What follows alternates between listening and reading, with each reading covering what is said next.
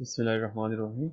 And today our first video lecture of Sociology of Religion, and the topic is Psychoanalytical Views on Religion by Sigmund Freud. आज हम पढ़ेंगे कि Sigmund Freud के religion के लिहाज से क्या व्यूज थे और उन्होंने रिलीजन के बारे में क्या पढ़ा था और क्या कहा था. Okay. Sigmund Freud most famous for his psychoanalytical school of thought, but he also took a keen interest in religion. As an adult, Freud considered himself as an atheist, but his Jewish background and upbringing played an important role in the development of his ideas. He even wrote several books focused on the topic of religion. Okay, basically Sigmund Freud क्या था? He was an atheist, but he belongs to a Jewish family and Jewish background.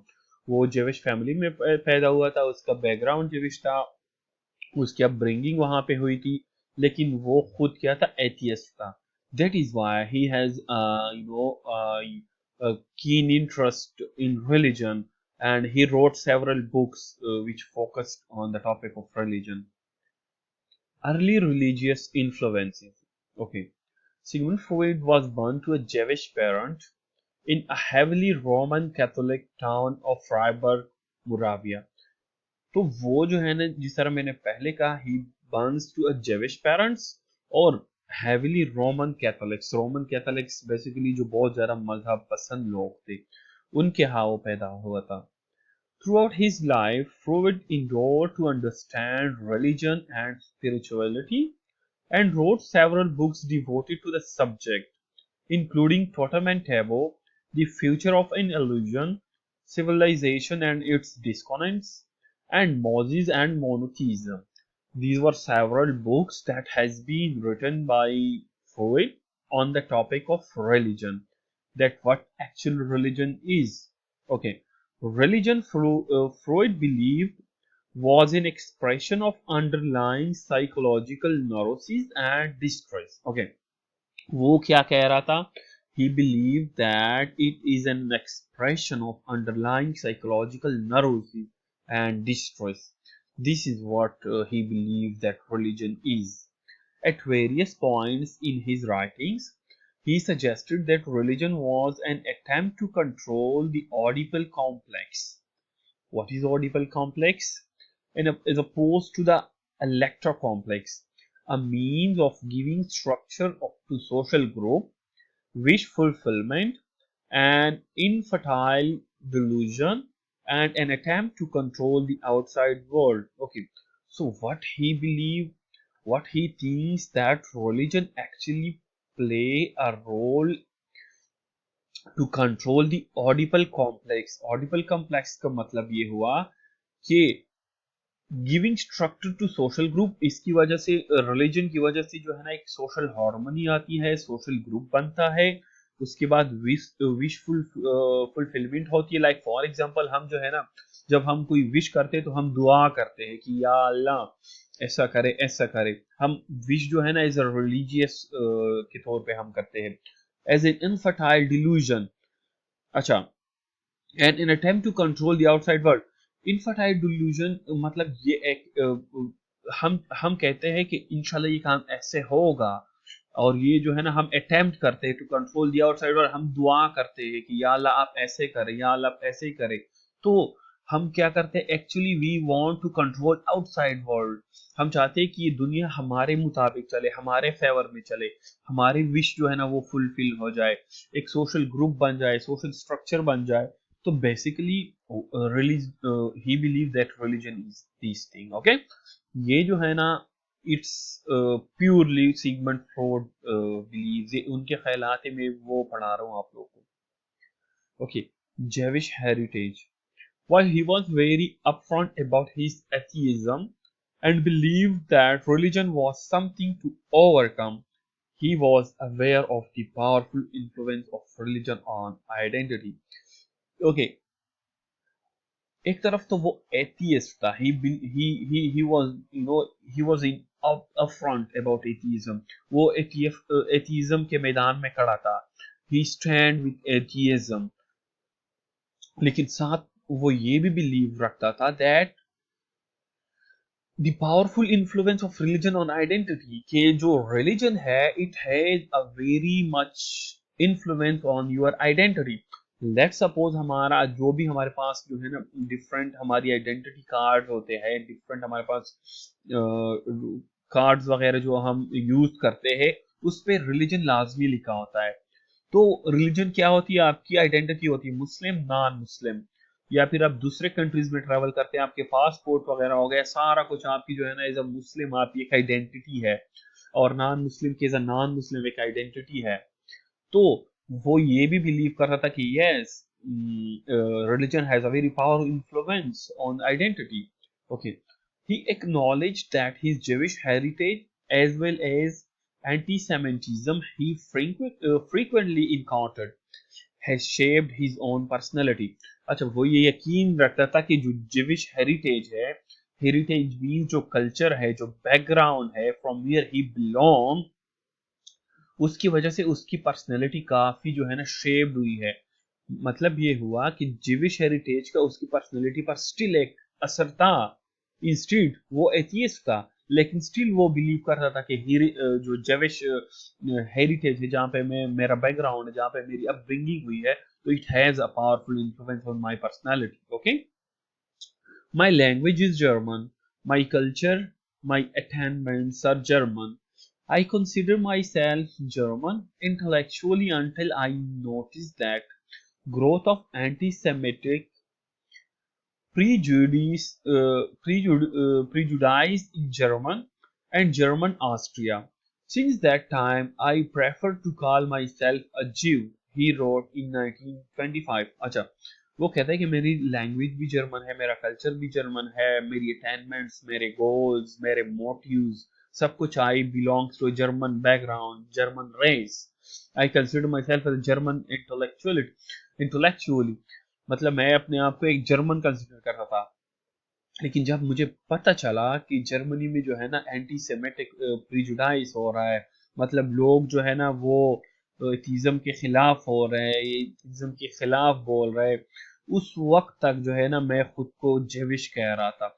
लेकिन जब लोगों ने ये बोलना शुरू किया कि एथिज्म सही नहीं है और एथिज्म के खिलाफ बोलना शुरू हो गया और ये चीज आ गई, फिर मैं जो है ना अपने आप को मैंने इससे जुदा किया। Until that time I prefer to call myself a Jew, उस टाइम तक मैं अपने आप को जीव बोलता था। ओके ओके, तो रिलीजन अकॉर्डिंग टू फ्रूइड, अब रिलीजन क्या है फ्रूइड के लिहाज से।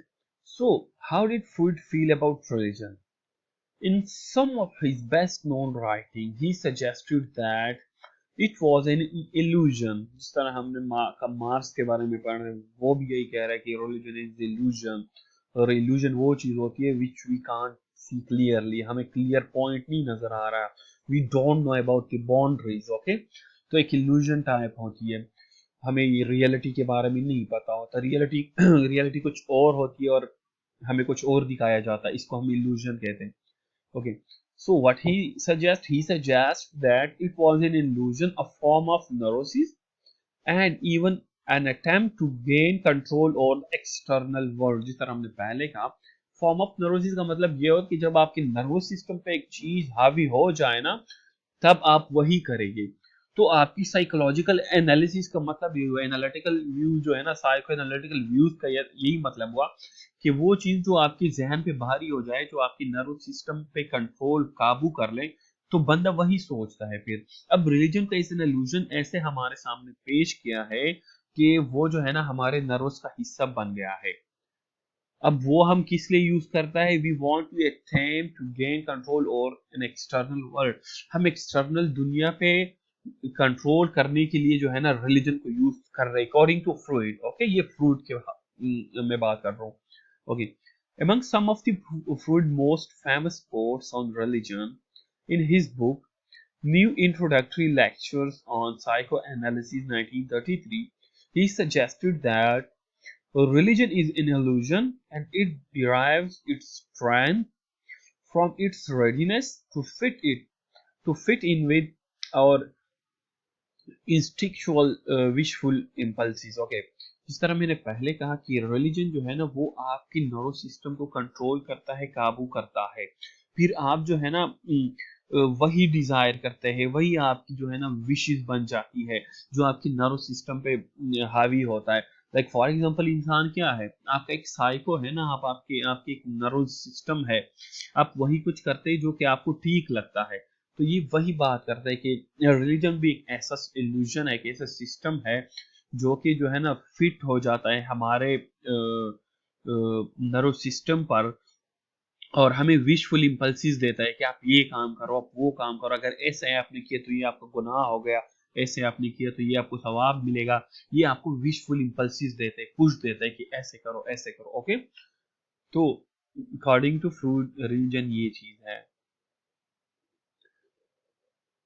In the future of an illusion, Freud wrote that religion is comparable to a childhood neurosis. Okay.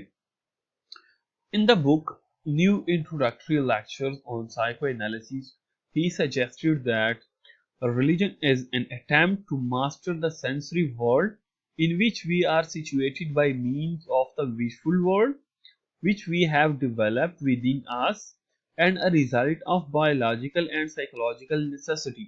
Okay, एक सिगमंड फ्रूट का एक अदर कॉन्सेप्ट है, आई होप तो आप लोगों ने सुना होगा, जिसको हम जो है ना ईगो और सुपर ईगो कहते हैं। वो इंशाल्लाह मैं फिर आपको बाद में पढ़ाऊंगा जब हम इंशाल्लाह फेस टू फेस लेक्चर लेंगे। तो ये यहाँ पे उन्होंने क्या कहा, religion is attempt to master the sensory world in which we are situated by mean of wishful world, okay, which we have developed within us. हर इंसान ने अपने अंदर एक दुनिया बसाई होती है जिसको हम विशफुल वर्ल्ड कहते हैं। हर इंसान के कुछ विशेस होते हैं as a result of your biological and psychological necessities. मतलब बाकी अगर बायोलॉजिकल कुछ नेसेसिटीज है, कुछ जरूरियात है, आपकी साइकोलॉजिकल साइकोलॉजिकल कुछ जरूरियात है, तो उसी लिहाज से आपने जो है ना अपने अंदर एक दुनिया बसाई होती है, उसी हिसाब से आपने अपने विशेस जो है ना वो रेडी किए होते हैं। और उन विशेस को जो है ना फुलफिल करने के लिए हम किस चीज का ज्यादा वो करते हैं, मदद लेते हैं रिलीजन का। हम हर कहते इंशाल्लाह अगर मेरी किस्मत में ये होगा तो ऐसे होगा, इंशाल्लाह अगर अल्लाह ने चाहा तो ये ऐसे होगा।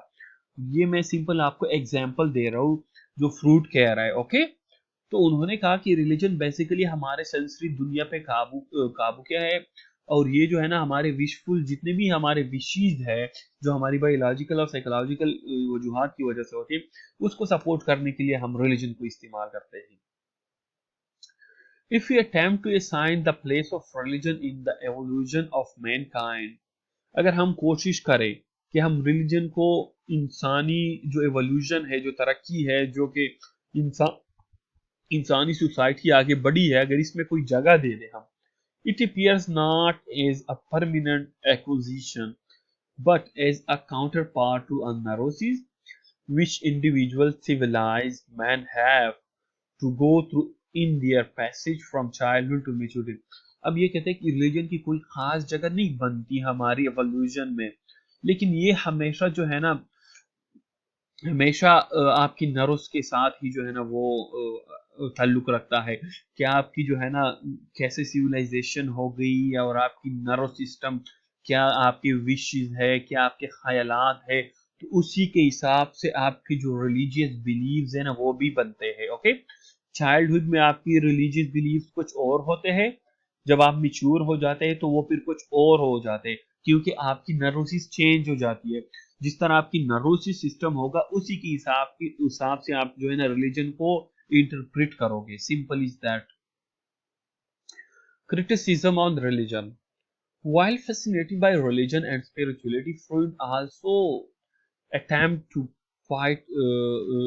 also at a time quite critical। Okay, एक तरफ तो वो फैसिनेटेड था रिलीजन से कि रिलीजन जो है ना वो ये काम करता है, मतलब ये गैस सोशल ग्रुप्स वगैरह में मदद देते हैं, और आपकी जो है ना विशफुल डिजायर्स पूरी करने में मदद मिलती है, आपको एक सेटिस्फैक्शन प्रोवाइड करता है, आपके नर्व सिस्टम को कंट्रोल करता है। और दूसरे उसके साथ साथ उन्होंने कुछ क्रिटिक्स भी किए हैं। He criticised religion for being unwelcoming, harsh and unloving toward those who are not member of a specific religious group। जिस तरह हम कहते हैं कि यार we are Muslims and they are non-Muslims, तो वही बात आ गई कि हमारे जहन में भी एक जो है ना हार्श किस्म की, एक अनलविंग, सिचुएशन बन जाती